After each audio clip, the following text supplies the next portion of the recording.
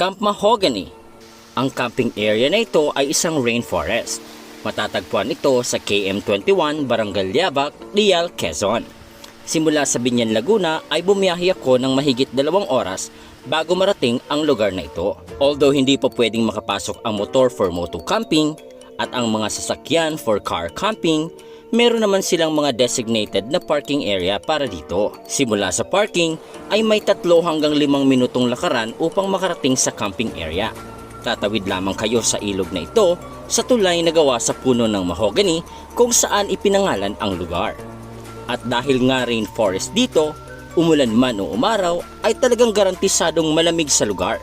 Sa taas ng mga punong mahogany, sa bango ng simoy ng hangin at sa sobrang accommodating na mga staff ay talaga namang mag-e-enjoy kayo rito.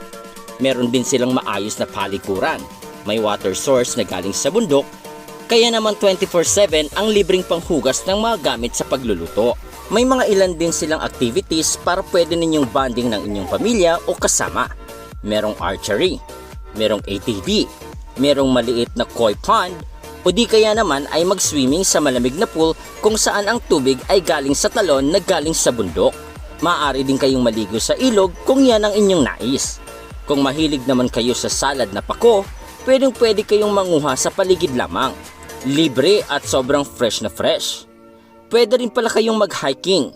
Doon ay makikita ninyo kung saan nanggagaling ang tubig sa talon. Para sa inyong accommodation, pwede kayong mag-tent pitching sa murang halaga lamang. Pwede kayong mag-rent ng kubo para sa wala pang mga tarpaulin at wala pa ring undersheet, para namang kapag kaumulan ay sigurado kayong hindi mababasa. Kung wala naman kayong tent, ay pwede rin kayong mag-rent sa kanila kasama ng kubo at sila na mismo ang mag-aayos nito para sa inyo. May mga pinarerentahan din silang mga unan at kumot gaya ng ginawa namin dahil naiwan namin ang aming mga unan at kumot. Kung meron naman kayong nakalimutang bilhin o dalhin, meron din silang maliit na tindahan para sa mga condiments, kape, and for hygiene. May inuming tubig ring mabibili rito at huwag kayong mag-alala dahil mineral naman ito. Wala pa silang mga frozen goods pero may mabibilhan sa palengke sa layong 5 minuto mula sa camp area. Para naman sa mga nagtatanong kung may internet reception sa lugar, meron naman ang Globe at ang Smart. Hindi nga lang kalakasan pero pwede na. Ano ba naman ang mag-disconnect ka muna sa social media at mag-connect ka sa nature at sa mga kasama mo. Sa 3 araw at 2 gabi namin na pag-stay sa lugar na ito ay masasabi kong sulit talaga ang biyahe, pagod at gastos. Sabi nga nila, ang pera kikitain yan. Ang moments, oras at saya ay hindi na kailanman mababalikan pa.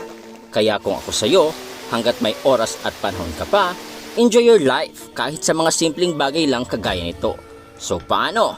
Kita-kits sa camp!